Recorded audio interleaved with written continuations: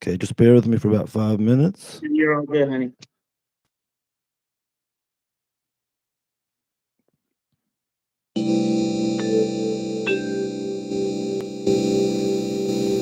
We are live. Awesome.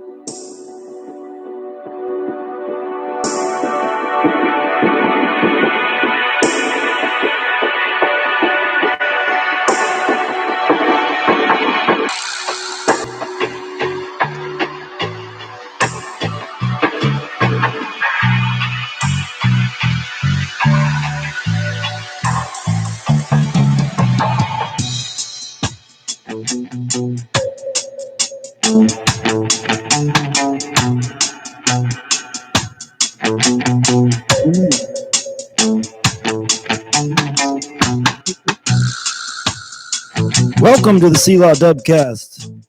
How's everybody doing out there tonight? We're here to raise the vibrations. Big love and unity from the Dubb. Shouting out to you from the Adonai Studios. Hope everybody's feeling good out there. Give us a special show for you tonight with the night nurse, Kimberly McSMITH from Reggae Redemption Radio, 98.7. Hope everybody's feeling good tonight. We are feeling good. This is going to be fun. We're going to go in depth with the night nurse tonight. We're going to hear about her story. All right. How's everybody feeling out there? Give us a shout. We're going live here on the YouTube SELAH Dubb channel, as well as on Facebook, Instagram, and on iTunes, Spotify, Anchor, Castbox, and all your different casting sites. This is the Dubbcast number 23. Are you feeling good out there, people? We're here to raise the vibration. Big love and unity from the Dubb.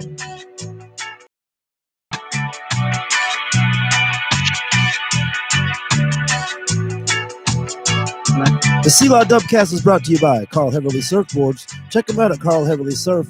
Everything from 10-foot long boards to pocket thrusters and in between. Handmade by Carl Heverly himself in Emerald Isle, North Carolina. Carl Heverly Surfboards.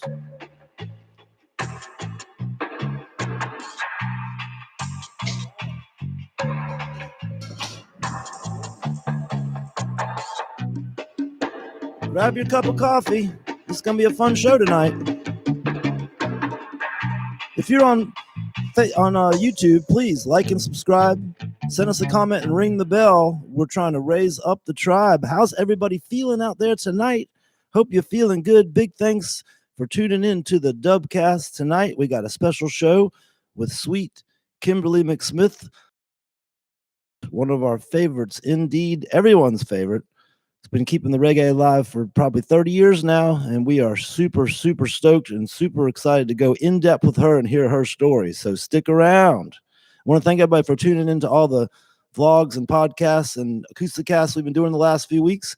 We've been definitely having a good time putting that together for you, and we're gearing up for the new video called On With The Mix. Kirby's been working on that with me, and she's the star of the show. So it's our new dance hall video coming out in just a few days. Don't miss that. If you're tuning in to Facebook, I want to thank all the good friends for tuning in and tuning in last night. All the people on YouTube for tuning in and checking out Leisure McCorkle. What a great interview that was. He went in depth. Check out the Dubbcast number 22.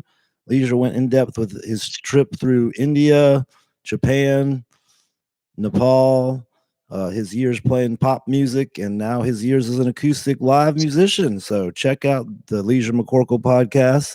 And we want to thank all the good friends for tuning into the Spotify and iTunes version. All you people out there in podcast land, we want to thank you so much. Also, come check us out at SELAHDUBB.com. On SELAHDUBB.com, we're going a little more in depth to some of the videos and some of the such. If we end up getting banned on anything here, anything gets cut out, like the Closeout City video, which actually got banned on Facebook for a couple weeks there till we fixed it for everybody. Well, all that stuff will be on the SELAHDUBB.com channel. So don't miss all the good fun going on.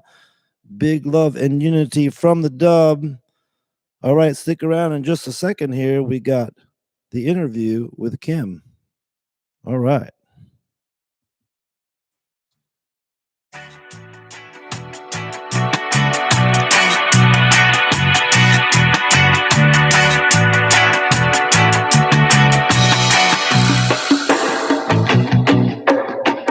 This is the Dubbcast, brought to you by Adonai Productions here in Wrightsville Beach, North Carolina.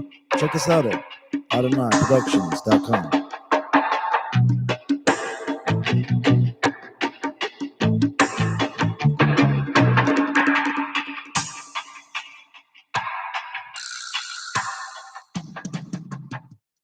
All right. Kim, are you there? I am here. All Have you been right. talking? I'm out here, Mark. You know I live out here, Carolina Beach, right at it. Anyway, and the rain and all of the dreariness, man, it's messing with my signal. Can you hear me well? Yes, I can hear you real good. Hold on a second. Let me get it turned up for you. Okay. Make sure that everyone can hear you out there. We can hear you real good. I'm working the board here. This is Kim the Night Nurse. If you don't know who she is, she comes to you live every Sunday on Reggae Redemption Radio on Modern Rock 98.7. She has been our local reggae DJ for many, many a decade, and we have appreciated her. Everyone loves her all along the coast. Goes on at 10 o'clock in the morning on Sundays until noon, and everyone wakes up in the morning to that reggae, and it brings a light to and a vibration. She raises the vibration, and she's gone in depth and met every one of the great stars of reggae.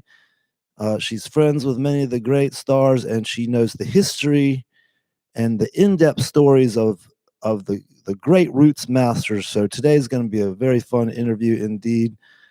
And Kim, Yes. are you doing all right today?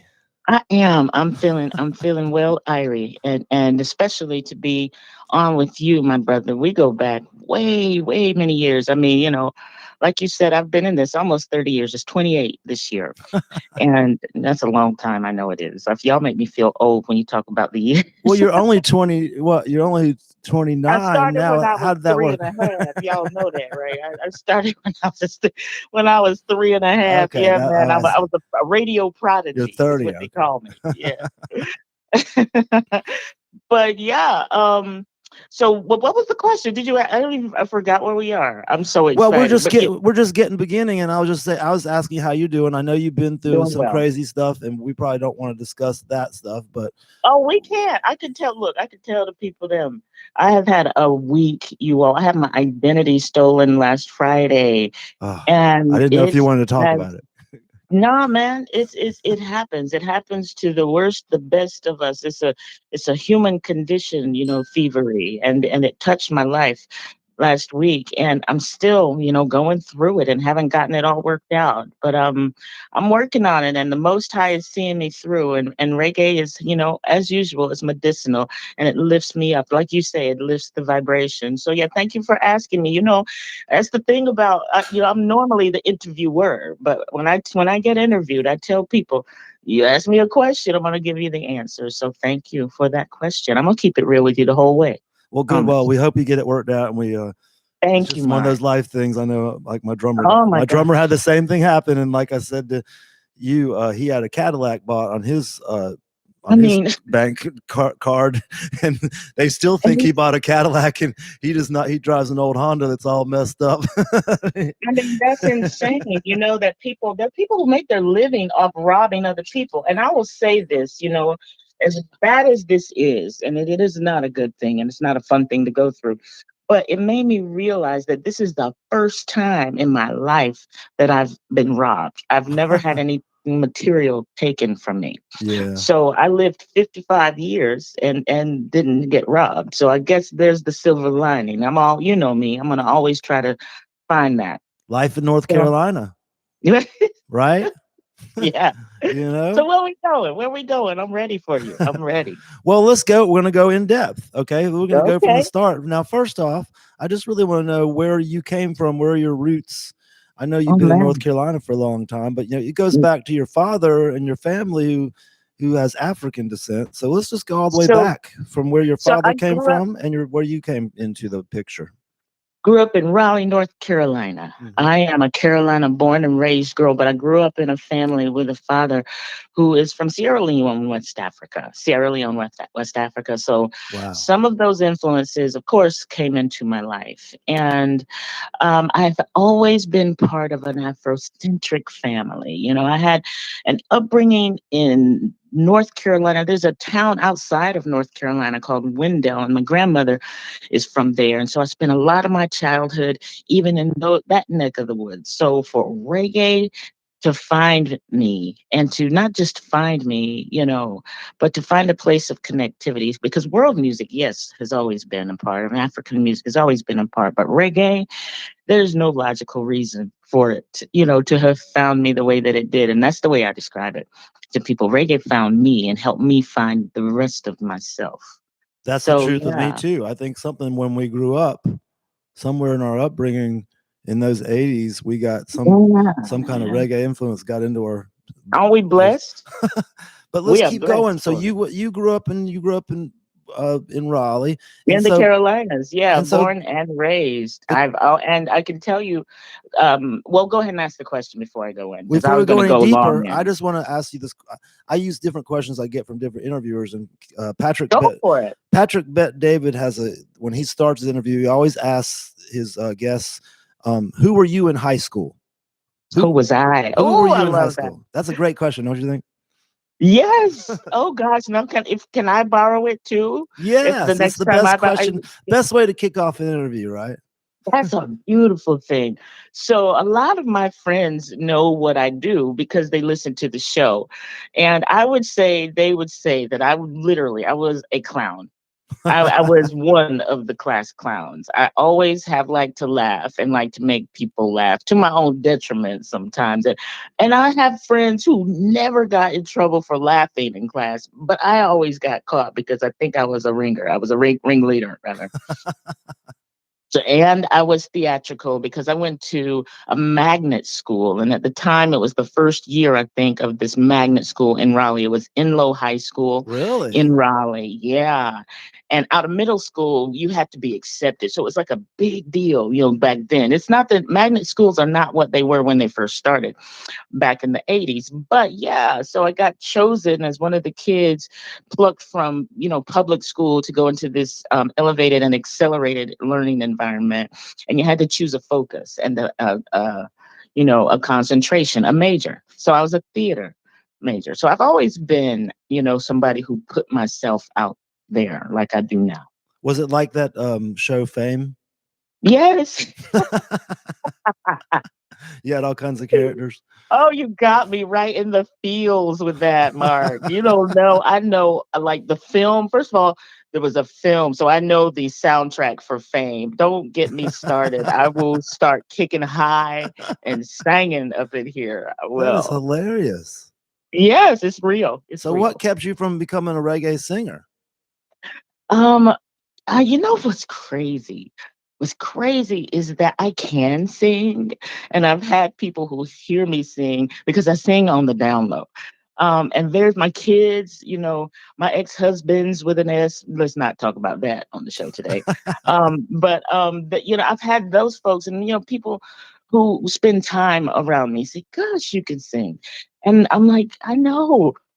I could talk to people on the radio, Mark. I could stand on a stage in front of 2 million people and bring on a band and hype up the crowd. And like you said, lift the vibration.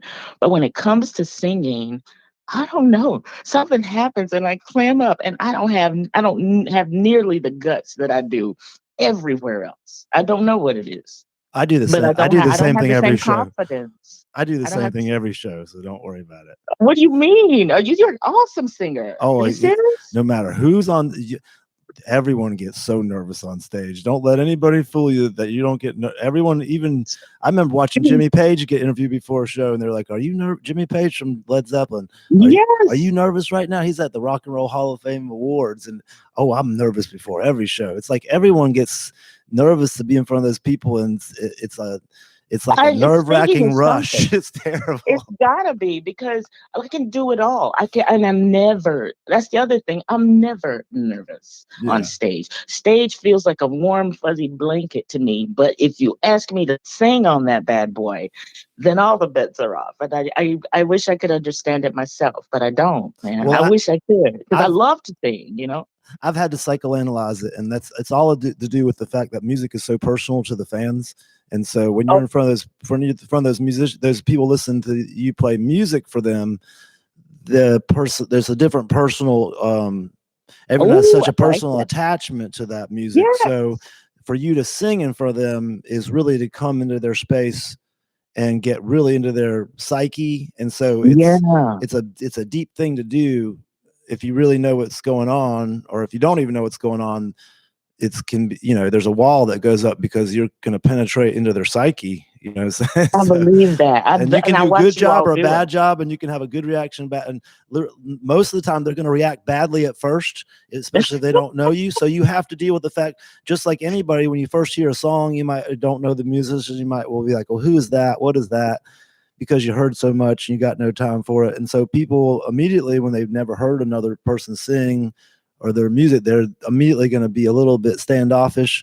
So that's just like a natural thing that makes performing that much harder every time.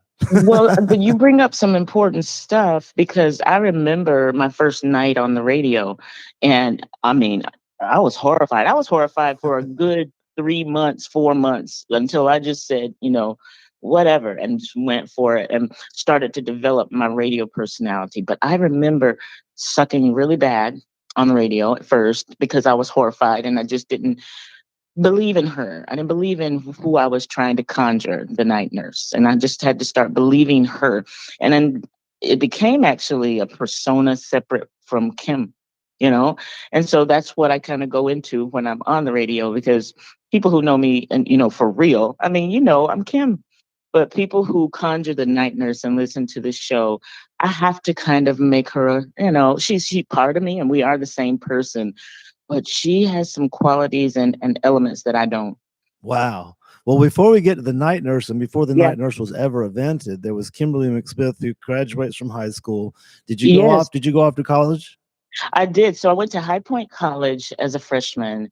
And I went to High Point College because everybody else was going somewhere. Again, I've always been odd, always been weird. And so I wanted to be somewhere where everybody else wasn't. And it was before High Point was a university. Now High Point College is a university. And I was there recently because my daughter, my grown up 30-year-old, oh, no, she's 31-year-old daughter, lives in that area, and I've passed by it, and it just is very nostalgic. And transferred to North Carolina Central University, and I lived in that town after school, after college, for 8 years. And if someone were to ask me my favorite city in North Carolina, I mean, I would struggle with Durham and Wilmington and Asheville. Those are like, all three of those places are dear to me. I love Durham. I spent a lot of. I came to Wilmington from Durham with my family when I was way young. We were a young family and we came here because he got a job transfer. So that's how I ended up in Wilmington. What year was that? 1993. Yeah, that was that was the start of it all around here. Where were you in 1993? Were you here? No, Okay. I But was. you've always been here, though. I mean, I feel like you've always been here. I lived in Charleston from 1990 to I never knew that. 1992, 90, maybe half of 92, and then I moved to Boone. And See, Boone has always been because we have a mountain house, we have our beach house. yeah. I've lived in Boone most of my time, my adult life. I've been in Boone, but traveling out of Boone. Oh, So wow. I never really Yeah. had I was out on the road 6 months out of the year, but Boone is because I worked in the ski resorts and the ski industry, and half Oh, of my that's awesome. half of my life I've been a closet board sport addict. I have a board sport addiction, so I've A really what? A what? I'm addicted to A board sport yes, addict. like There you snowboarding go. and all that. But we won't talk about me. Let's go on with you. Okay. So Okay. Here we go. after After I you came to Wilmington. yeah, you came to Wilmington and everything started for you, and that's when you started thinking about, like, before that, when you were in High Point and all that in the Durham area. Did you notice the little reggae scene there? Because that Oh, scene was please. I was the girl that in affected front me big of time. all the concerts. I was the fan.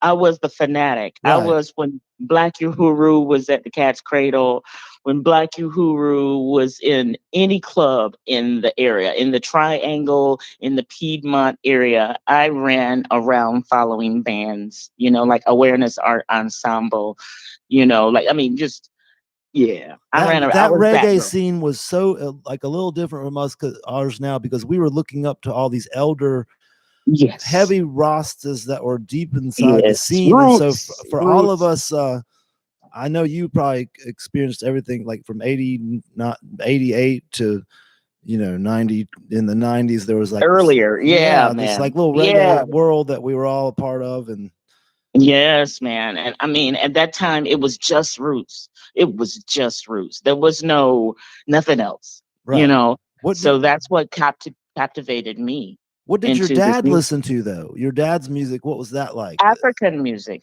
I mean, he loves African music, but he is also captivated by R&B. Yeah, He loves of R&B as course. much. And in the house now, which I'm sad because I haven't seen my parents in a year because of COVID. Oh, They live right in Raleigh, uh, but in the house, and when we have family gatherings and everything, it's a mix, but a lot of R&B. He's a huge, huge fan, and he he even likes stuff like one of his favorite songs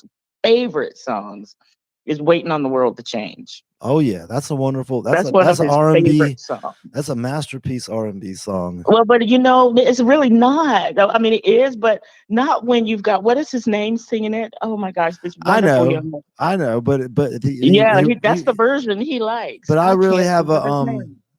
for me, I feel I what's his name, John, whoever. I, Why can't I think of it? but But yeah, I've gone in depth about him and really studied what he's doing, and he's a virtuoso from Berkeley Music School, and he's tours with the Grateful Dead. He has a real deep um appreciation for the blues. I mean, he did the little pop hits, but he also toured as a blues musician. So he definitely wanted to, he did the pop hits John Mayer. I John just Mayer, Googled him. yeah, John Mayer. to make the Yes, money, my but dad loves that he's song. an incredible Love blues musician as well. So I have a lot of respect for him, even though he the does the music pretty boy industry thing. does. Yeah, Yeah. he's well respected. So yeah, He's Dave Chappelle likes him. That means he's golden. yeah. But we get out of there. But anyways, so like Yeah. the kind of music that your dad also listened to from Africa, like what kind of music? What kind of, do you know any of these musicians, I mean, not so much or that is it they just stuck out because again, there was a balance. There was a exactly balance. I it was just mean, going on? if I were to go into his discography, I would come out with I can't even say the radio station, but there's a radio station in the area that plays everybody's music from like James Brown to Jim Croce to Bob Marley. Right. That is so. Yeah, he's That's what not you were raised on. highly Americanized, not at all highly Americanized, but his music taste is. So I mean, when I talk about him, I tell people, yeah, I grew up with him and in the culture, but the reggae piece, it literally it's me. And again, I just have stopped trying to explain it years We had ago. that pop and funk thing in the 80s. I think all of us had this thing that just drew us to like the reggae thing. Yeah, And then I'm glad. I had an actual debate on Facebook the other day because I stopped, I want to say 1982, 83, being plugged into hip hop because it was rap at first for us, folks my age. And then it grew into whatever it is now. And now we've got WAP, the wet ass P word. And so that right there, I can't even relate. I started a brawl on Facebook the other day, and I really didn't mean to, but the the roots of reggae music, not just the roots sound, but what reggae music is about, is probably what captivated me because it's about values, by and large, and it's about living better and better coexisting. And so the brawl on Facebook that I started, someone put up a post, and I just posted it on my page, and it was something like, if you could end the plague right now, what music, and you could do it by letting one genre of music go, what genre would it be? And I chose hip hop. And then people started asking me about why and everything like that. And so, yeah, I'm captivated by the purity of the music and the purity and the intentions of the roots of the lyrics. that's a And courageous statement. it's to me, it's family values.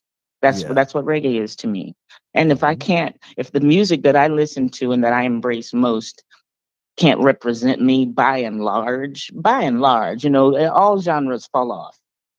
But if it can't represent who I need to be and what my brand of humanity is, then I can't co-sign it. So, yeah. I But kind of that want. was I don't want to go too deep in that in the thought of where that comes from, but it seems like the music industry took the dirtiest and most evil side of hip hop they did. and brought it to I light when there was a lot of positive hip hop and there was a lot of really good stuff out there that had a Not good just hip conscience, hop. but There that was Public Enemy. right and all that. What happened to?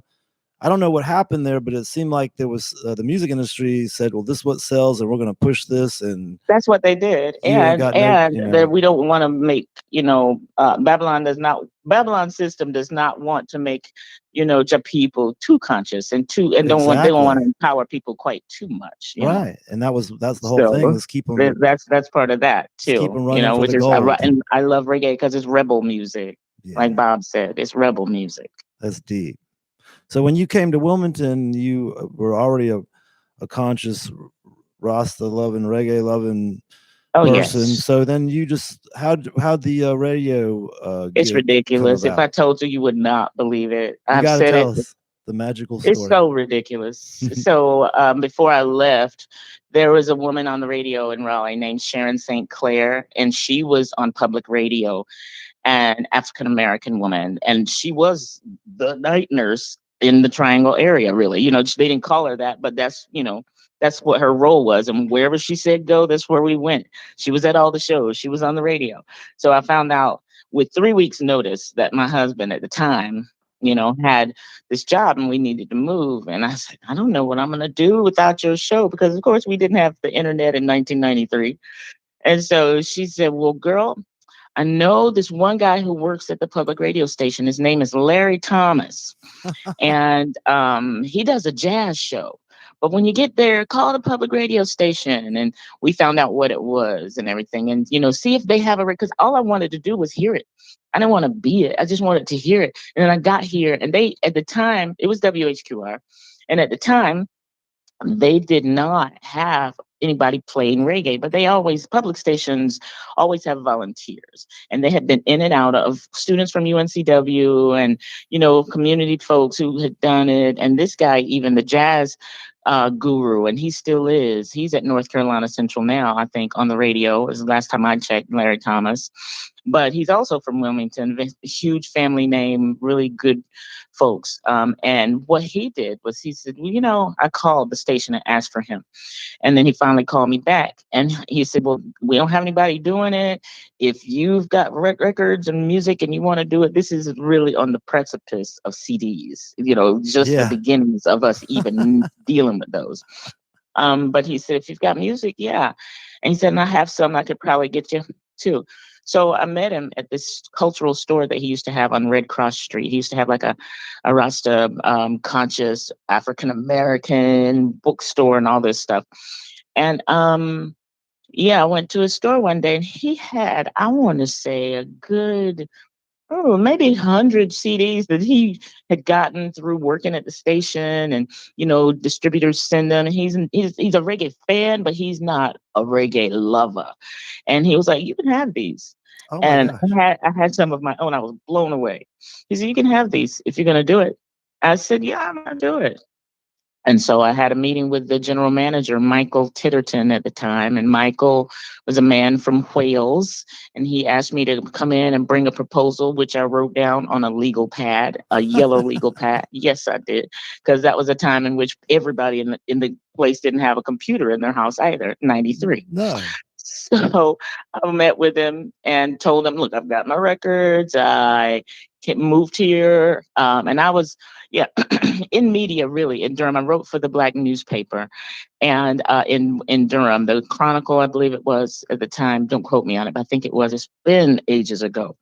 And I said, so this is my background in, communications. And I was communications major and journalism minor and all this stuff. And, and he said, well, okay, we have volunteers all the time. He was not impressed with anything other than, you want to volunteer? Cool. And if you can learn how to do this, the art of radio, then I'll have my operations director meet with you and teach you, and we're not going to pay you, but if you want to do it, you can do it. And so I said, okay. And Oh my I gosh. learned to do it. That was the start And of a whole movement. and I've never been off the radio since 1993. That was the beginning of the Wilmington reggae scene. God, this is a crazy story. You It got it doesn't right there. happen, That's like a movie. Well, that's how life was back then. Like it's not like that. Everything's kind of corporatized, and you got to Oh jump God, through it the could hoops. never happen now. But It could nowadays, never you could just walk up to the office and maybe and somebody say, "Okay, you want to be try on the this?" radio. I didn't want to be on the radio. I just wanted to hear reggae and nobody else was doing it. So I was like, cool. But that is one of those things that when you look back, it was for you. It was supposed to happen, you know? You Well, reggae just, was hidden from like all of us. It wasn't on the radio. It was hard to get a hold of. You had to, share music or have a Caribbean kind of record place close by. That's what we had. A guy from Jamaica was up the street, so we had a little Caribbean record. But it was hard to not necessarily in those days to necessarily know the Jamaican roots masters in depthly was not so easy. I mean, when I think about like all of it, like putting it all piece by piece, I know. making this happen in a place like Wilmington, no less. Yeah, yeah, it is interesting. That's when we Um, started our band. Like, that was like around the start of it. So same kind of it thing. All was, of us came and at the the same supply and time. demand thing happened with promoting concerts too, because I was all of a sudden this person on the radio playing the music. Then clubs started finding out who I was and leaving information at the station, going, "Does she know the bands? Because we want a reggae band." And I'm like, "No, I don't know the bands. I don't know anybody. I just got here." So I started meeting you all, and How yeah, cool. then I started promoting shows. And the 90s were very interesting indeed. Oh Um, my goodness. I remember you coming when you didn't live here, but for some reason you would come through Wilmington and it was periodically. It wasn't even often at all. But do you remember coming up to the station because my show was on at like midnight till 4 in the morning or something like that? And you had come up to that station in the middle of the night on your way to Wrightsville Beach before and just hung out with me, you know? I do sort of remember it. That was like the start of it So, all. why wouldn't you remember everything, Mark? What's blurring your memory? I know, right? Oh my gosh, there's so The, much the has gone blur of on. some of the 90s. Oh, the Yes, 90s were yes. so incredible.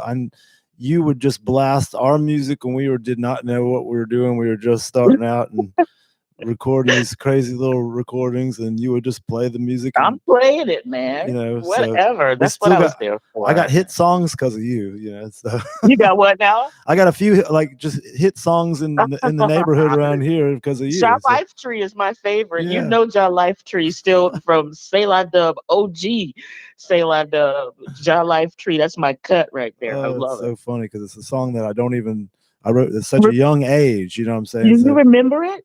oh, I play it occasionally just because Okay. people want it, but it's a song you write as a kid, so it has A some of different whole vibe now well, to you. yeah. Yeah. To us, it's I don't know why, man. Yeah, I still love that song. I really, really Yeah, do.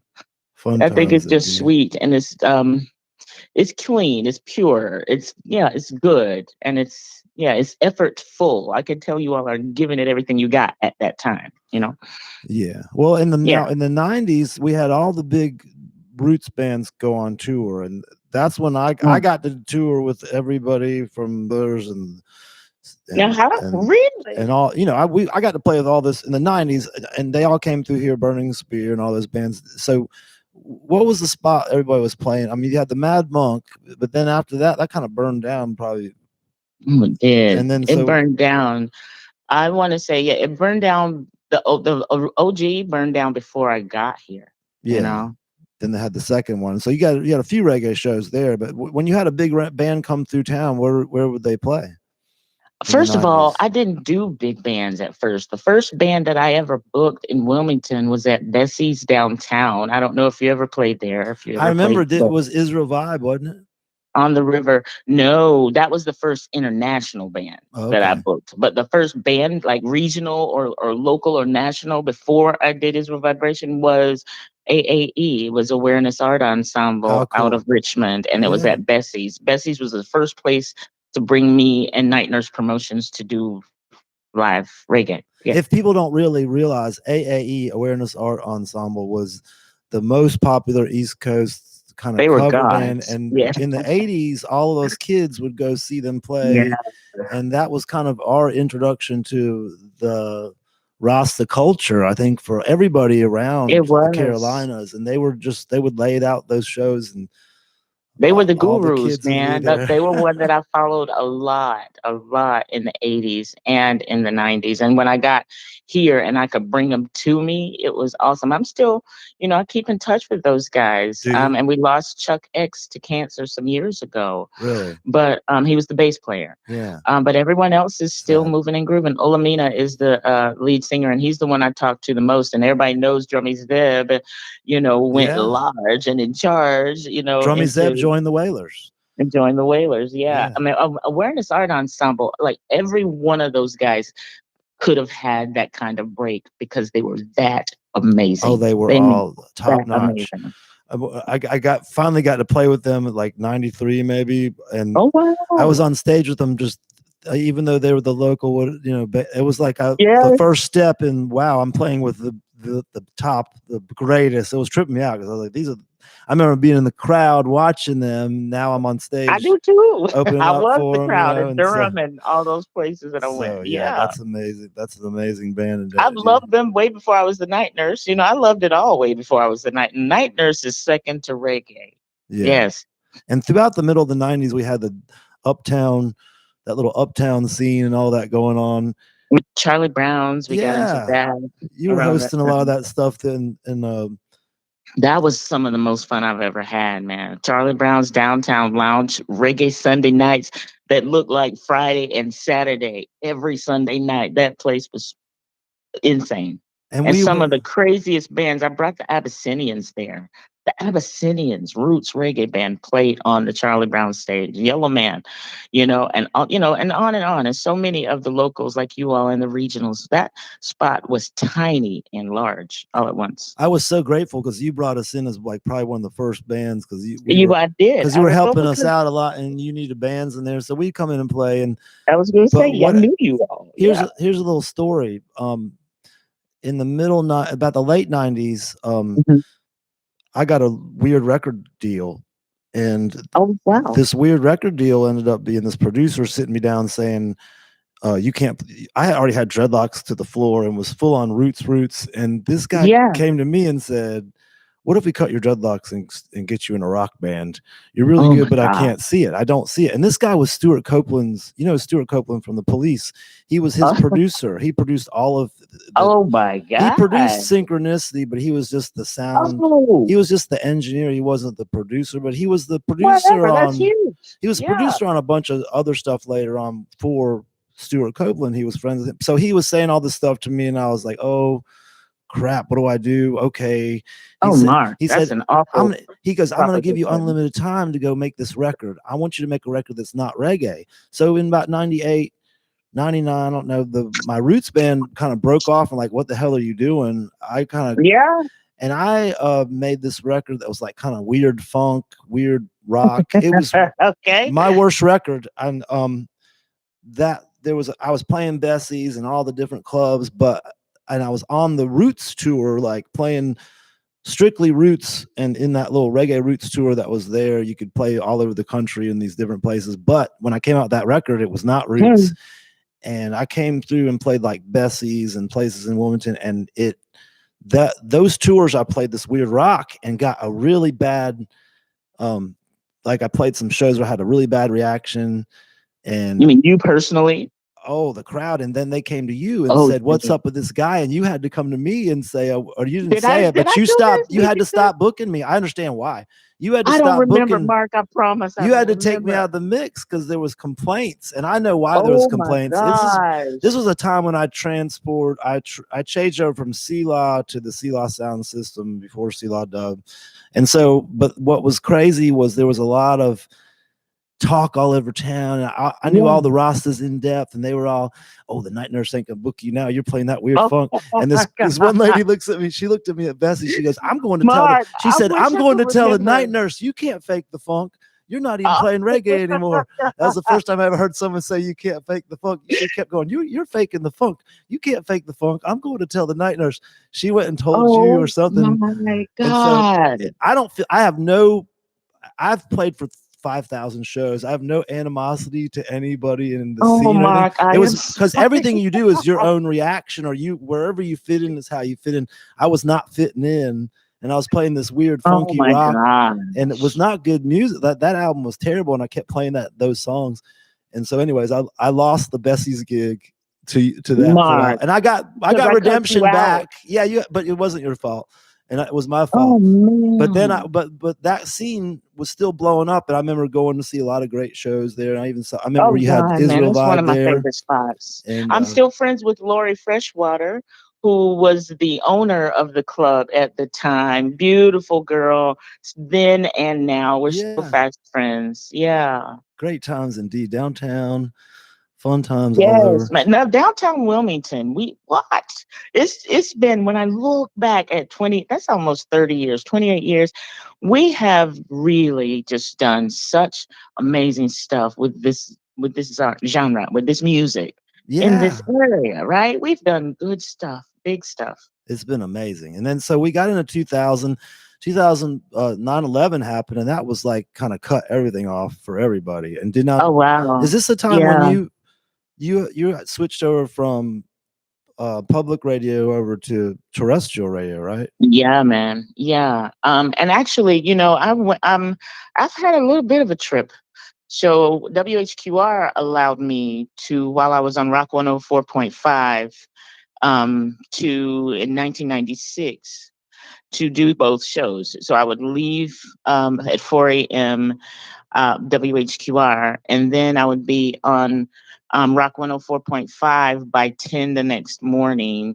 So I'm getting, like Wow, really yeah. 4 hours of sleep. And that's when I was really live, both, back and before technology would allow me to pre record anything. So I was doing it live, and I did that until what maybe two no I did that until 96. I did that maybe until 97, and then I stayed at Rock 104.5 and left WHQR. Yeah. And then I went from Rock 104.5 in 2005, from having started in 96, to the Bone. I went to the Bone. Not very many radio personalities who are women will be able to say I was on the Bone, but I was. I was actually on a radio station called the Bone, and it also housed that media group. Housed a radio station known as the Penguin, and we found a better fit from the Bone to the Penguin Yeah. for Reggae Redemption.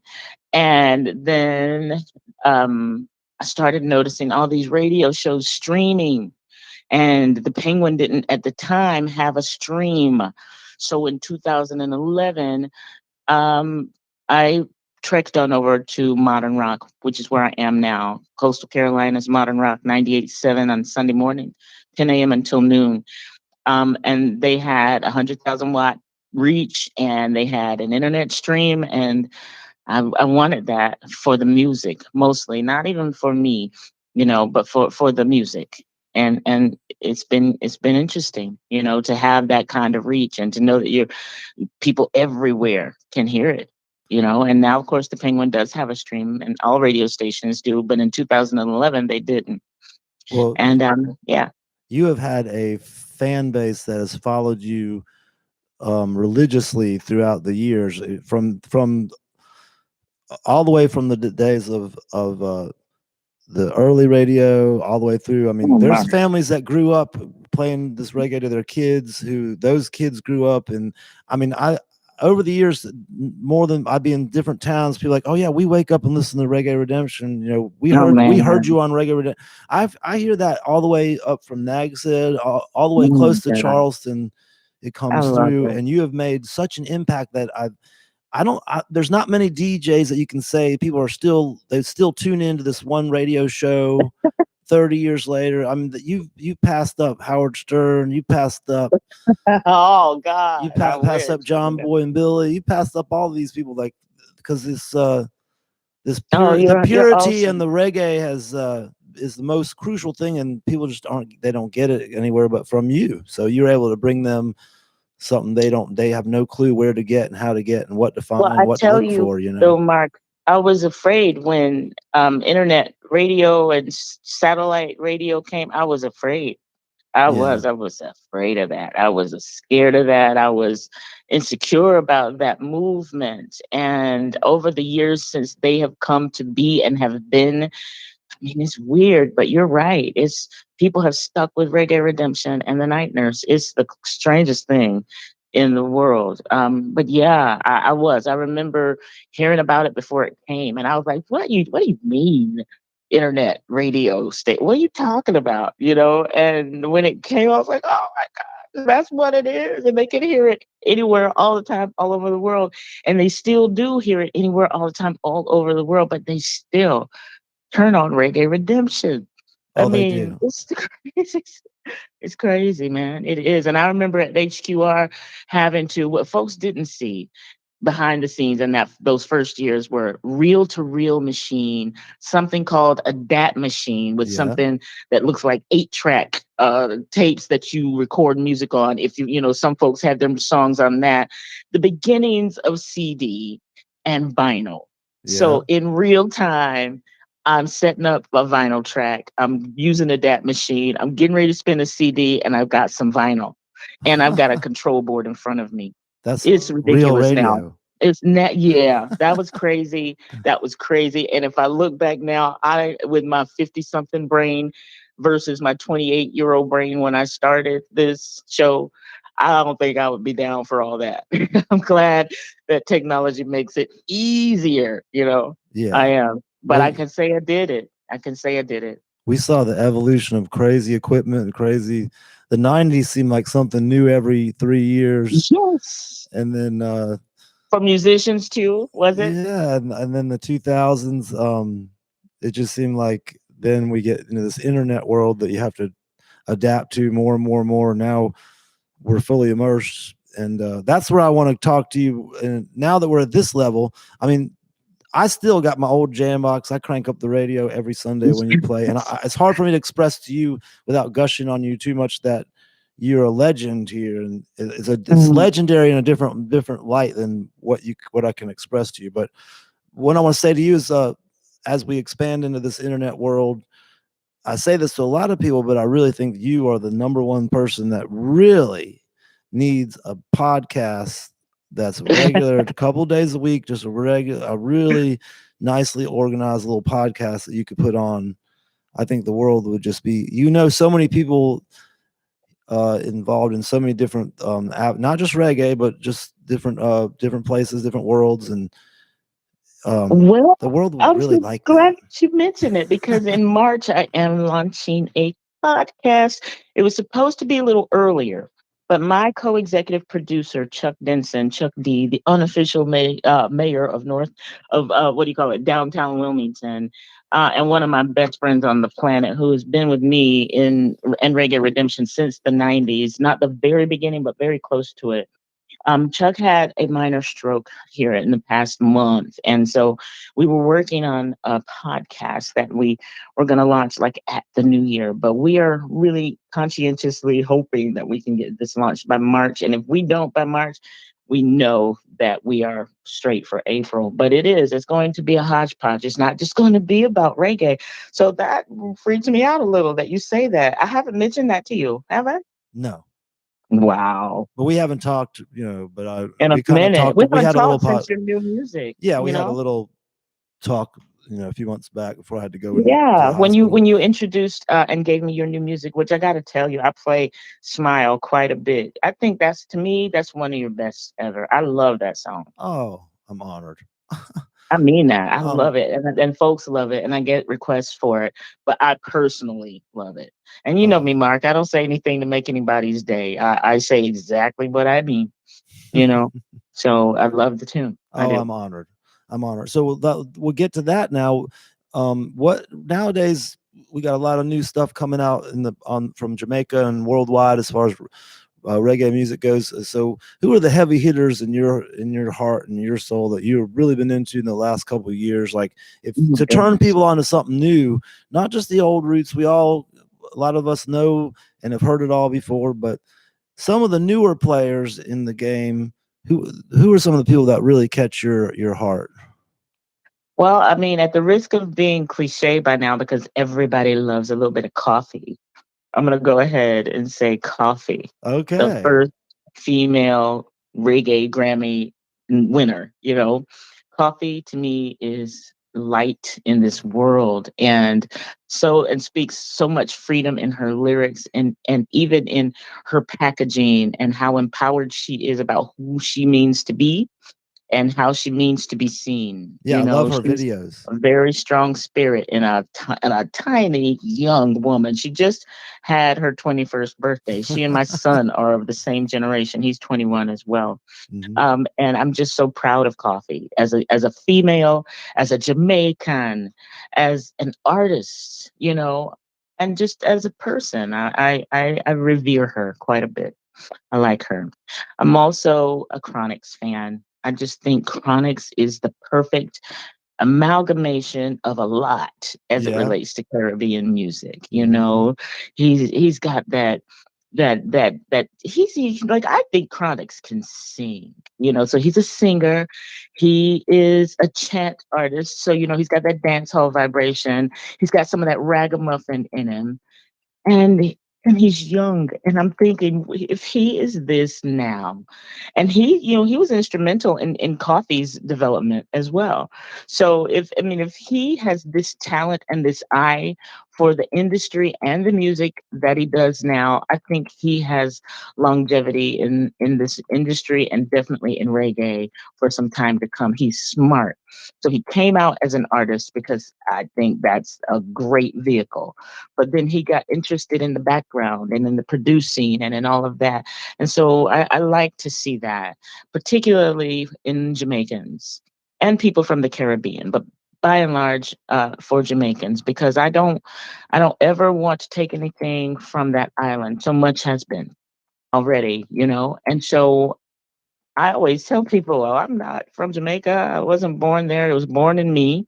And I have absolute respect and reverence for the island. And so, not to besmirch any other offshoot dance hall or any of the other offshoots that we have of the roots, Jamaica deserves a Chronix and a Coffee, Yeah. because that's where it all comes from. It seems like the this generation that's come through just the last 5 years or something. There's been this movement of strictly, maybe even 8 to 10 years now. I'm getting older, but this little movement that came through with Chronics, and I'm trying to think of some of the people, but there's been this little movement that was Protege is among protege, them. I very love refreshing. You know what I'm saying? Yes, I love Protege. Now, if we're talking about the spin that reggae has taken, with we have Blue Eyed Soul. Well, now we have Blue Eyed Reggae. So if we're going to talk about those bands, there are some bands that truly touch me, truly touch my spirit. I'm gonna first say Tribal Seeds. Tribal Seeds, they touch my spirit. Hmm. I think there is a kindness about their lyrics. I think they don't, if I'm being honest, I think they don't mean to be Jafaican. I think they mean to be artists, and reggae is what they love to do and produce. So I sense and feel a great deal of authenticity in the presentation and the intentionality of that band. Tribal Seeds has all my respect. Hmm. They do. And I also like, if I'm talking about fun and lighthearted and you know, just having a good time, reggae. I like, what is the band? Gypsy Girl. Hmm. What is the band? If I wasn't trying to think of Aya Terra. Do you know them? Oh yeah. Aya Terra. Oh I yeah. like them. Oh I yeah. like them a lot. They have the big. They kind of play kind of big acoustic have big acoustic ensemble stuff they do So on they some of got their and they videos. have raw, real talent. Hmm. They, they can do their thing. They don't need any kind of studio stuff going on behind. That's part of why I do like Ayaterra. Thank you for saying that. There are others, you know, I mean, reggae has definitely grown well beyond the roots. And as a radio personality, I have to stay in step with what is, what's happening. But as just a fan, I'm going to always be about the roots. And this community, a lot of folks, would love to hear more contemporary stuff on Reggae Redemption. And I mix it in because I need to. But if I go by requests and things that people want to hear based on the radio, I'm based on the radiobutter@hotmail.com email address, which has been the email address for that show since email was invented. I've never changed it. Radiobutter@hotmail.com.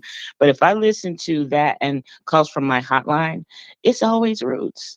I, Hmm. I mean, I would love to play new stuff a lot, but this community and the region and the fan base of this show is so committed to roots reggae. I find that interesting. I Very do. committed. Are you there? I'm here. Okay, I didn't know we got cut off. Well, yeah, man. I myself, I don't know if you've tuned into some of the international reggae around the world, but Yes, always. for me, I'm the last couple of years been drawn to the south of France, people Oh, in okay.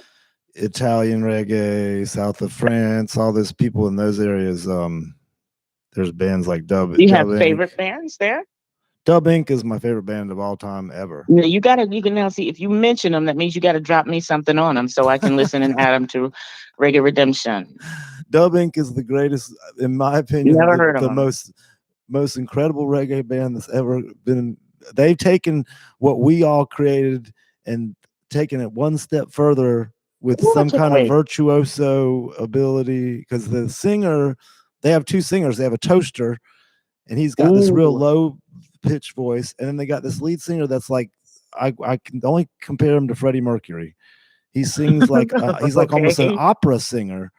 He's like, that's his range is almost like an opera singer, and so he gets up there and just Wow. Okay. it's the most incredible mixture of this kind of dance hall toaster and this opera singing guy, and then this band that is like it's like I look at the band, I'm like, that is SELAH Dubb, that's SELAH in the 90s. It was like it Back in looks the like, yeah, it day. looks like my crew. It's like that we're the same people, we started the bands at the same time, so that's probably why I'm so fond of them. But they just do this thing, and they definitely just they're fully give full respect to the culture, the vibes. There's no fakery to it. It's just there's this incredible musicians that reggae's in their heart and soul, and they take Well, it all that's over the world. awesome. I And want to hear them. You got to send me something, Mark. they got this Text me. audience. I mean, I could never see anything like it. They got an audience that just goes crazy. Like it looks Yeah. like a football game or like a basketball game or something. Never seen anything like it. So check out Dub Inc. One day, all these different. I can start naming bands, but the main thing is that I feel like the revolution's gone international with reggae, and I think it's crucial that maybe it doesn't get limited or maybe pigeonholed or maybe Oh, yeah. I mean, it stereotyped. has to in order to live beyond us. Right. And this maybe been stereotyped or however it has been, but I feel Yeah. like it's the different, the Well, syncopation of the music I can see technically is not, doesn't even, it out masters all other musics because the syncopation and the heartbeat does something to your inside, and it does something to your or it doesn't. metabolism. I find that people either love it or they don't. So when people say, it's all right, I'm like, no, you don't even like it. You know Yeah. what I mean? Either you love reggae or Yeah. you don't. And that's You true. know, That's I true about mean, everything. say again. That's true about everything, but the people that I do mean, love it. right? You either love it or it doesn't matter to you. I will tell you one I can't leave out though, artist, and that's Majek Fashek. Oh yeah. And I will shout out Nigerian-born reggae artist Majek Fashek as the most, I mean, literally in my whole career, the most requested artist of all time, and it's not even for his discography. is for the one song. The It is hit. for the one song that opens up Reggae Redemption every week. I'm Not Tired by Majek Fashek. Oh yeah. Is and it I don't know. I know that it captivated me, which is why I chose it for the theme of the show. But what it has done to the masses, like it is cult like, almost like that song has a cult. Not even Majek Fashek, but I'm Not Tired, the tune that tells people it's time to turn on Reggae Redemption, and that Reggae Redemption is going off, because I give it a little snippet at the beginning, but I play the whole song at the end of the show. That song, I've never in my life seen any song from any band have an effect on the masses like Majek Fashek and I'm Not Tired. So I have to shout him out as a favorite artist as well. Yeah, he's had a, being from where he's from, he doesn't get over to the States as easily. Yeah, man. And And he passed this past year. We lost him in 2020. I know, and I was Yeah, gonna say man. that Broke my heart. Broke my heart. because I got to play with him in Hampton Sydney College in You like did. 2000, and but he had a Wow. hard time coming to America. When we talked with his crew and everybody, they were like, he has a hard time getting here because of visas and all kind. His Yeah. government doesn't allow him to get here easily, and so when he got there, he had a band that he had not had a chance to rehearse with, and he had to get up on stage with a band that would he. I don't think he even really did rehearse at all, and he was up there on stage trying to I believe get it. them going, but he got them going. He had to stop the music and reset them, but when he got them going and this crowd came, we played the Hampton Sydney, which was a college gig for fraternities, Wow. but all these Uh-huh. people came from the town, and all these people came from all around, and so there was no more fraternity kids. It was just the whole reggae scene just showed up in the middle of the college, and that was one of the most incredible concerts I ever saw, See, for those are sure. the kinds of things that you wish you had footage of, you know? Yeah, just You have it was out mental in the footage, football which is field. everything. Yeah, it was like right out in the football field. They had a little stage, and they had us and some fraternity put it on, and What's crazy is those kids don't even know who they were with. they You know, I didn't. They didn't mean, even know. Just one dude they loved don't it, even and know.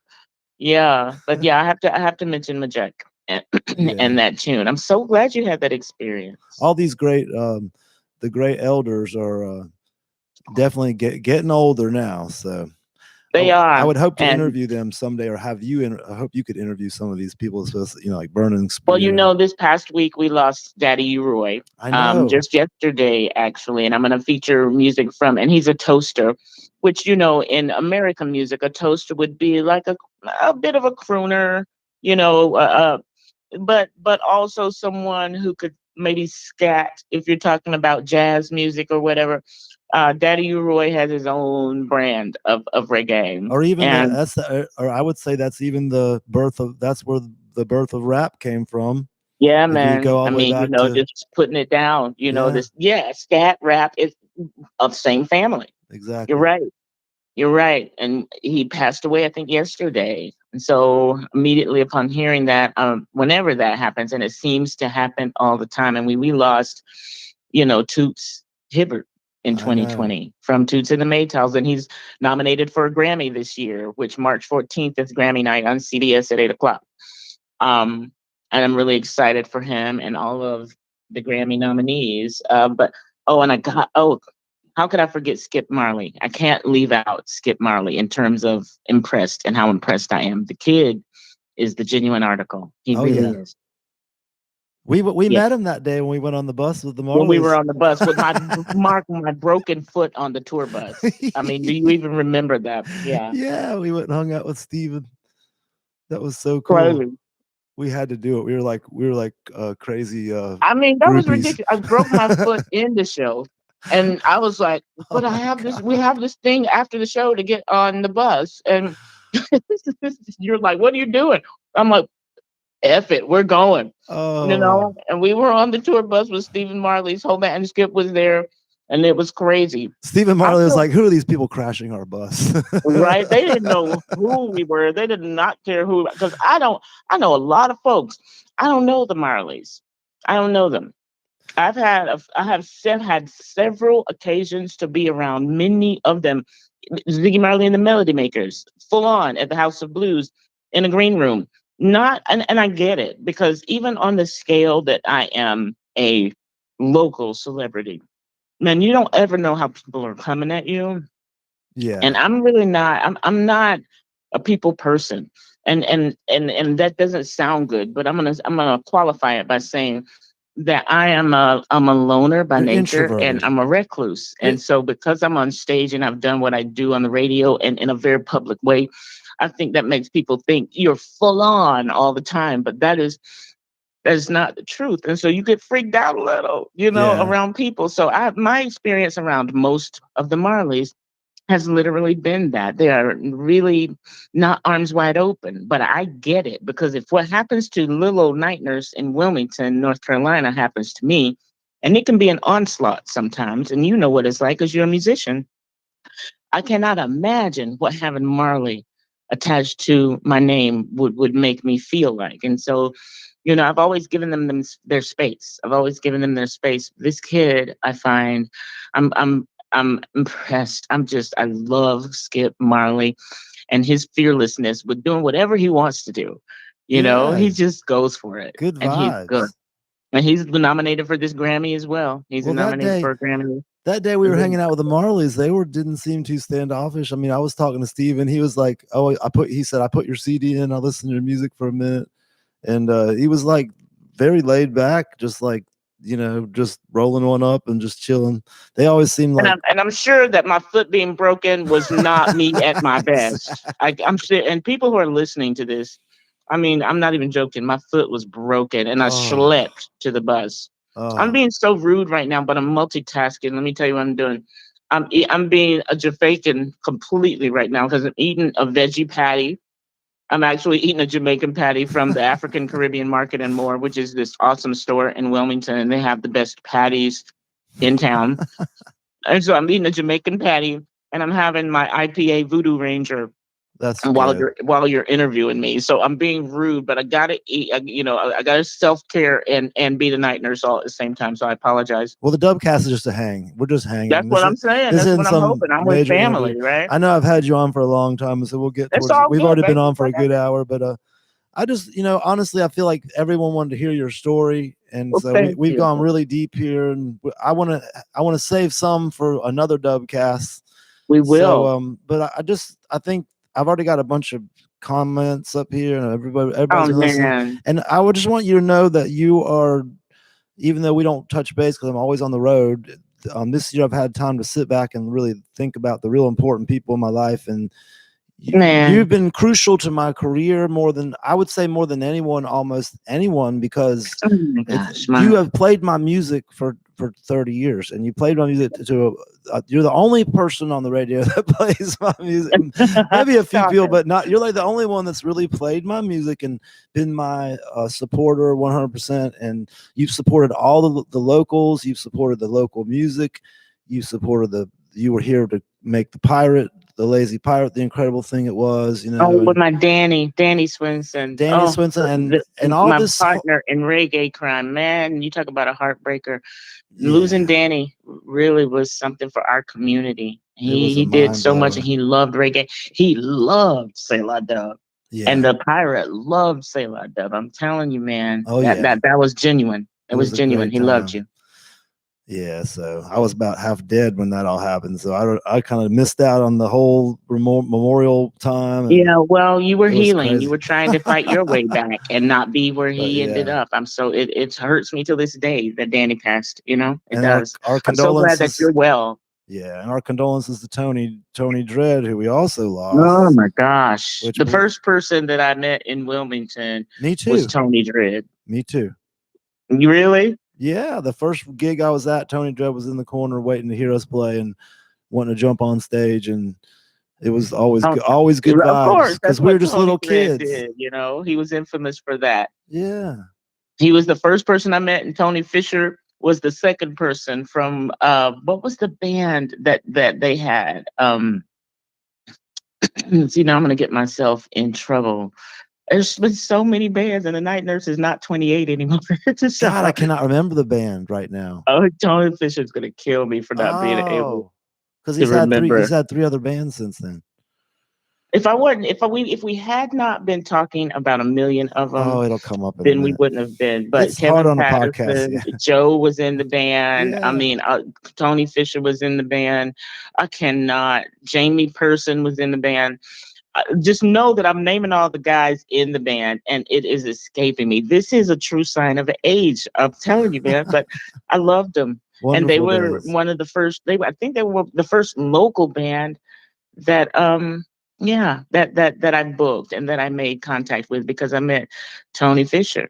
After I met Tony Dredd. These are folks who are from Wilmington, and again, who just kind of welcomed me in and helped me get my footing in the community and help folks know me. And I count you among those people in the state of North Carolina. Thank you for this, Mark. Thank you so much. Thank you for coming on the show. Do you have any insights to give anybody during the lockdown to keep their vibes up, help everybody raise the vibration? Do you have any kind of words of inspiration? Yeah, and the thing that I say at the end of every Reggae Redemption show is, I want you to continue, as they say in Rastafari, continue continually to listen to Rasta music, because I believe it is part of the healing of the nation. I do. The healing properties in reggae music have been proven. I mean, it's spiritual music. It's holy in its purest form. It is, and so I believe that, and I will go this extra piece, this extra mile, and say, even if it's not reggae, music is healing. So wherever people find their happiness, that's the truth. Wherever people find their things that make one. This is a time where people need to kind of do things that make them happy and that bring it to other folks. And it's a time to be selfless. I always find that when I'm doing something for other people, it's an immediate blessing for me. And so I encourage that kind of thing. Unchained Reggae Band. Okay, I'm sorry. I just had a brain dump. Unchained. It was Unchained Reggae Band. I was going to say Unchained, but I thought that was after there was a band before that. No, it was Unchained Reggae Band. That was random as all get out. But I had to say it, or those guys would kill me. But yeah, doing things for other folks really is part of my stability as well. So those things, and listen to Reggae Redemption on Sunday mornings. That can't hurt. 10 a.m. until noon on Coastal Carolina's Modern Rock 98.7. Thank you, Mark Evangelist. Oh gosh, you know what, Mark? I cannot. I keep thinking of one last thing. Baby Beats. I love myself some Heather Purdon, and I can't close my cast without saying how much her being part of your band and our scene has meant to me and so many people, including Danny, who we lost. And I hope to see her back on the stage sometime as well. Heather Baby Beats Purdon, or Beats as she progressed to. I'm going to have to hail her up as well. We're coming to a new age and a new chapter. And when that chapter opens up, Baby Beats will be up there, and we're going to have a bigger band, actually, and a bigger show. So we're going to be back with a new thing. We're super stoked. And I'm super grateful to have you here. Everyone's really enjoyed the whole conversation. So we want to thank you for helping us raise the vibration here. We've learned a lot, and we've gone a long journey with you. And we want many more years of you. You keep doing that radio thing, and you give us a podcast, because we want to hear your insights. We want to hear you talk to all the people you know. And we want to hear your opinions on a podcast. So you do that, please, Night Nurse. Well, I will. And when we launch it, if you would, will you be on the podcast? Oh yes, for sure. That's our new thing. On? We're podcasters now. Awesome. Okay. Well, then if you'll be on my podcast, then I'm going to bring you on. One of the first folks I'll have is you. Thank you, Mark. Okay. I appreciate you, brother. Thank you so much, Kim. We'll and peace and blessings to everyone listening. Yes. One love and unity. To you. Y'all. All right. We'll talk to you soon, Kim. Thanks for coming in. All right, everybody.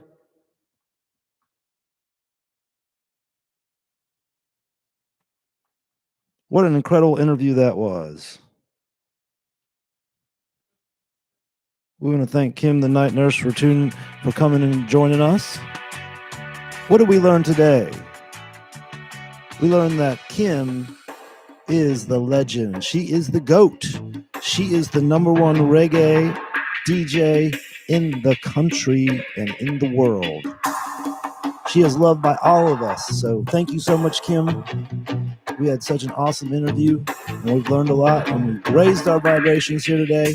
So big thanks for tuning into the Dubbcast. Please like and subscribe here on the YouTube channel. Come say hi on Facebook, Instagram. Check it out on Spotify, iTunes, and all your different streaming sites. I'm SELAH shouting out to you from Modernized Studios. Big love and unity from the Dubb. Thank you for tuning in tonight. The Acousticast is next, and I got some special songs for you. And then later on this week, we'll be interviewing Burt Ray as he gives you all his insights about the great blues masters. Thank you so much for tuning in. Have a good night. Big love and unity from the Dubb.